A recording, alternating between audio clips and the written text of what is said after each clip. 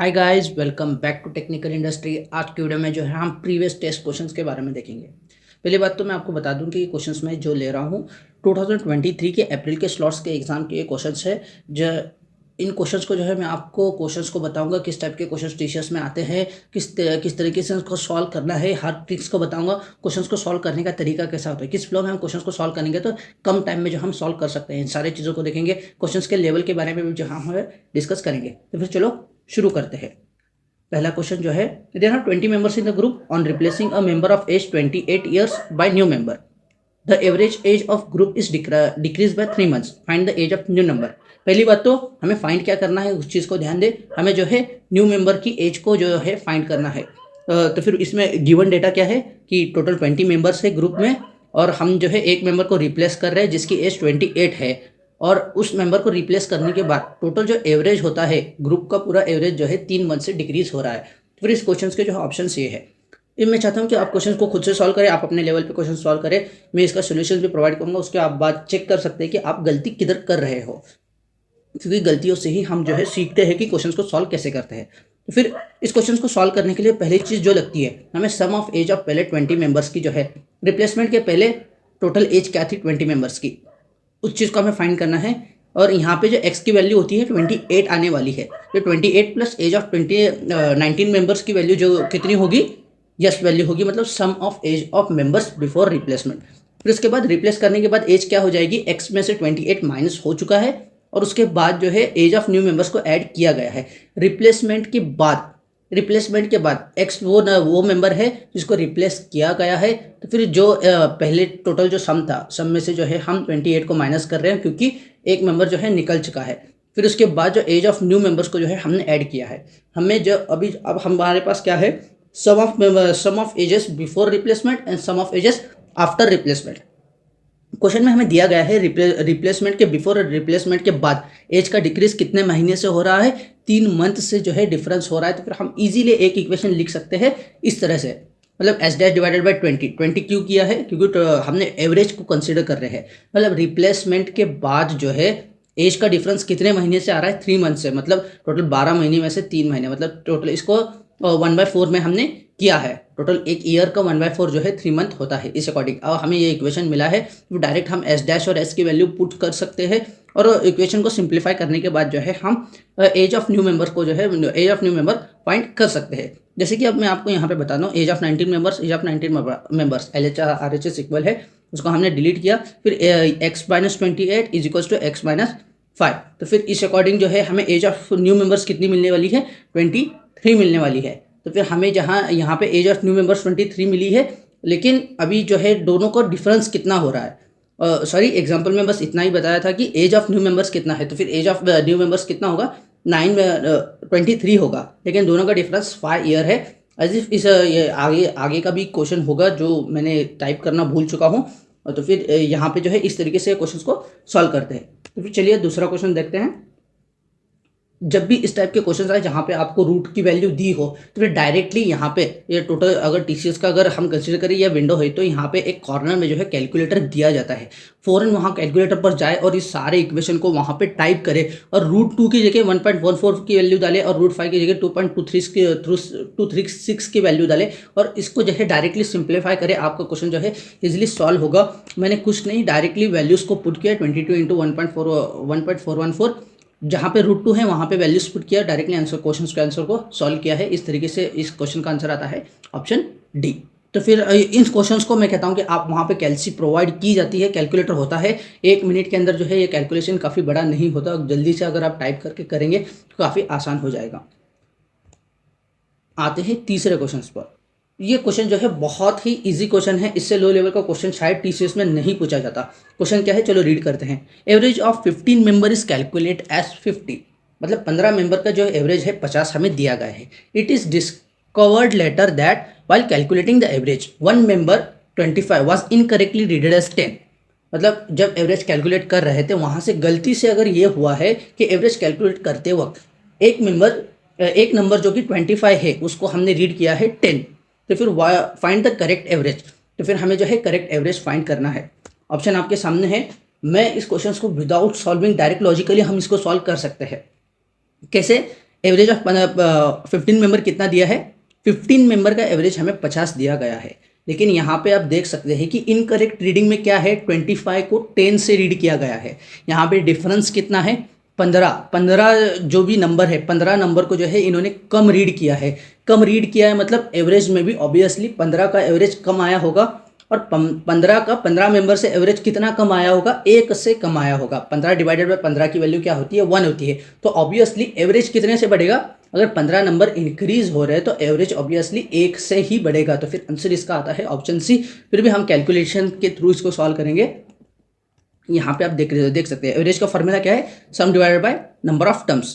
तो फिर यहाँ पे जो है 50 दिया है, सम हमें मालूम नहीं है, तो फिर हमें एस की वैल्यू कितनी मिली, 75 मिली। यहाँ से हमने जो एस वैल्यू जो पहले फाइंड किया था उसको हमने फाइंड किया है। अभी नाउ इनकरेक्टली रीडेड करने के बाद जो है सम की वैल्यू क्या होगी उसको जो है हमने फाइंड किया है, मतलब जो भी सम है उसके अंदर 15 ज़्यादा ऐड होंगे ना, तो फिर एस प्लस 15 डिवाइड बाय 15, क्योंकि नंबर ऑफ जो भी बंदे हैं वो 15 है। तो फिर हमें जो है इनकरेक्ट वाला अभी सम की वैल्यू मिली है 750 को पुट करने के बाद जो है आप एवरेज कैलकुलेशन कर सकते हैं। 765 डिवाइड बाय 15, 51 वैल्यू आती है। तो फिर ये था क्वेश्चन नंबर 3। तो फिर इसका ऑप्शन सी आता है। यहाँ पे आते हैं फोर्थ क्वेश्चन। इसका आंसर कैसे होता है, अगर हमें x is equals to 5% of y and y is equals to 5% of x plus y, find the value of p की वैल्यू फाइंड करना है। परसेंटेज का क्वेश्चन से परसेंटेज के कंसेप्ट आप क्लियर कर ही लो, क्योंकि प्रॉफिट में भी परसेंटेज को आता है या रेशियो प्रोपोर्शन में भी परसेंटेज आता है, और परसेंटेज का अलग से क्वेश्चन ही आता है। इसलिए परसेंटेज पर आप फोकस जरूर करें। कम से कम अगर हम एक ओवरऑल देखने गए तो 3 से 4 क्वेश्चन परसेंटेज पर आते होंगे, इसलिए आप परसेंटेज के कंसेप्ट को क्लियर करें। अब इस क्वेश्चन को कैसे सॉल्व करते हैं, दो इक्वेशन मिलेंगे। पहले x is equal to p% of y, दूसरा इक्वेशन क्या मिलेगा, y is equal to 5% of x plus Y. इन दोनों इक्वेशन पे जो है हम p की वैल्यू फाइंड कर सकते हैं। चलो पहला इक्वेशन हम लिख के लेते हैं। पहला इक्वेशन हमें मिला x is equal to p% of y, और दूसरा इक्वेशन क्या होगा, y is equal to 5% of x plus y. ये दोनों वैल्यू मिली, सब्सटीट्यूट करते हैं इक्वेशन 1 इंटू इक्वेशन 2। इक्वेशन 1 में इक्वेशन 2 पुट किया, जहाँ पे y वैल्यू दिख रही थी वहाँ पे हमने लिया 0.5 ऑफ एक्स प्लस वाई लिया। फिर उसके बाद इसको सिंप्लीफाई करेंगे। यहाँ पे अगर हम यहाँ पे हमने x के वैल्यू को रिप्लेस किया, फिर उन सारी चीज़ों को हम सॉल्व कर रहे हैं। यहाँ पे हमें इक्वेशन मिली, अब यहाँ पे 100 से मल्टीप्लाई क्यों किया, मतलब p डिवाइडेड बाय 100 है। फिर इसको जो है डिवीजन में आता है तो क्वेश्चंस को सॉल्व करना कॉम्प्लिकेट होता है। जब भी आप ऐसे देखें कि डिवीजन में कुछ 20 है, 40 है, 60 है, तो ओवरऑल इक्वेशन को उससे मल्टीप्लाई करो। मतलब जब आप वो एक न्यूमेरिकल नंबर दिखता है जैसे कि 100y equals to 5x plus 5py, तो फिर इस क्वेश्चन को सॉल्व करना ज़्यादा आसान होता है जैसे कि डेसिमल वैल्यू से। अब इस इक्वेशन को हम सिंप्लीफाई करेंगे। सिंप्लीफाई करने के बाद जो है हमें ये चीज़ मिलती है, सब्स्टिट्यूटिंग अभी 95y is equals to 95y is equals to 5x मिला। फिर 95y की जगह हम क्या डालेंगे, x की जगह जो भी x की वैल्यू है जहाँ पे हमने फाइंड की है, x की वैल्यू जो हमें मिली थी वो हमने यहाँ पे प्लेस की। फिर इस इक्वेशन को सिंप्लीफाई करेंगे। सिंप्लीफाई करने के बाद आता है 19 is equals to p divide by 100। अब 100 को मल्टीप्लाई करें तो फिर 1900% आता है। तो 1900 ये p की वैल्यू हो गई है। इसका ऑप्शन आता है, इसका आंसर आता है ऑप्शन सी। फिर नेक्स्ट क्वेश्चन हम देखेंगे किस तरीके का क्वेश्चन आता है। नेक्स्ट क्वेश्चन है, a dealer in textile item purchase 40 metre of varieties of cloth and sell it so that it makes profit equivalent to selling price of 4 meter of cloth. Find the percentage profit. Profit percentage find करना है। इसका मतलब directly आप फॉर्मूले की तरफ मत जाओ, इससे पहले देखिए कि अब प्रॉफिट परसेंटेज के लिए रिक्वायर्ड क्या है। प्रॉफिट परसेंटेज के लिए लिखता है प्रॉफिट कितना हो रहा है, उसको कॉस्ट कितना है, उसके बाद हम प्रॉफिट परसेंटेज फाइंड कर सकते हैं। तो फिर पहले हमें इक्विवेलेंट प्रॉफिट क्या है उस चीज़ को फाइंड करना है। फिर इन्होंने प्रॉफिट क्या बताया है, एक डीलर ने 40 मीटर का जो भी वैरायटीज ऑफ क्लोथ है उसको सेल करने के बाद उसको कितना प्रॉफिट हो रहा है, 4 मीटर सेलिंग प्राइस में इतना प्रॉफिट मिल रहा है। 40 मीटर को कॉस्ट प्राइस से बेचने के बाद उसको जो है 4 मीटर का सेलिंग प्राइस का जो है उसको पैसे मिल रहे हैं। इसको जो है सॉल्व करते हैं। पहली चीज़ जो इन्होंने बताई, हम एक चीज़ को डिनोट करते हैं, let denote the cost of 1 metre of cloth. मतलब 1 मीटर ऑफ क्लोथ की जो कॉस्ट है उसको सी से हम एज्यूम करेंगे, और सेलिंग प्राइस ऑफ 1 मीटर को जो है यस से, कॉस्ट प्राइस को सी से, सेलिंग प्राइस को यस से। तो फिर अगर एक डीलर 40 मीटर परचेस करता है क्लोथ, तो फिर उसकी कॉस्ट प्राइस कितनी हुई, 40 सी हुई। 1 मीटर की सी हो रही है तो 40 मीटर की कितनी होगी, 40 सी हुई।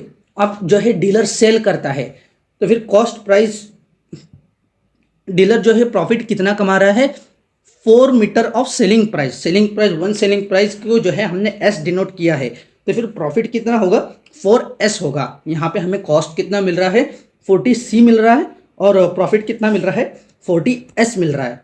फिर डायरेक्टली हम प्रॉफिट का जो है फॉर्मूला लगा के इस क्वेश्चंस को हम सॉल्व करेंगे। यहाँ पे आप देख सकते हैं कि हमें ना ही यस की वैल्यू सही से मिलेगी और ना ही वाई, ये यस की वैल्यू या सी की वैल्यू दोनों हमें नहीं सही से मिलेंगे। तो फिर इन जैसे क्वेश्चंस को, जैसे कि यहाँ पे आपको ना ही कॉस्ट प्राइस दिया है ना ही सेलिंग प्राइस दिया है, इसको न्यूमेरिकल फॉर्म में आपको बताया तो ऑब्वियसली रेशो के फॉर्मेट में आएगा। ये तो सीधी सी लॉजिक बनती है। रेशो में S/C का रेशो हमें कितना मिला, 10/19।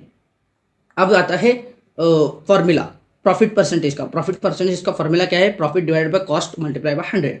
अभी प्रॉफिट कितना है अपने पास, प्रॉफिट हमें वैल्यू मिला है 4S की वैल्यू हमें प्रॉफिट मिली है, और कॉस्ट की वैल्यू 40C मिली है। 4S मिला और 40C मिला।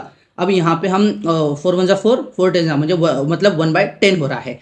10/C की वैल्यू कितनी है, S/C की वैल्यू कितनी है, 10/19 है। तो फिर S/C की जगह 10/19 हम पुट करेंगे, ये डिवाइडेड बाय 10 है। इन क्वेश्चंस को अगर हम सॉल्व करेंगे, इस इक्वेशन को सिंप्लीफाई करेंगे, 11.11% आता है। तो फिर यहाँ पे हमने 5 क्वेश्चंस को सॉल्व किया है। मेरे पास अभी बहुत से क्वेश्चंस है, मैं अपने ये काफ़ी वीडियो लंबा बन रहा है। तो फिर अगले वीडियो में जो है मैं आपको अगले क्वेश्चंस को सॉल्व करेंगे न्यूमेरिकल्स के, फिर हम कॉन्ट को भी देखेंगे, वर्बल को भी देखेंगे। अगर आपको वीडियो अच्छा लगा तो वीडियो को लाइक जरूर करें, और चैनल को अभी तक आपने सब्सक्राइब नहीं किया तो चैनल को सब्सक्राइब करें। मैं TCS NQT और जितने भी हायरिंग कंपनी है उनके FD के बारे में, उनके कोडिंग के बारे में मैं वीडियोज़ बनाता रहूँगा। फिर वीडियो को लाइक करें और अपने दोस्तों को भी शेयर करें।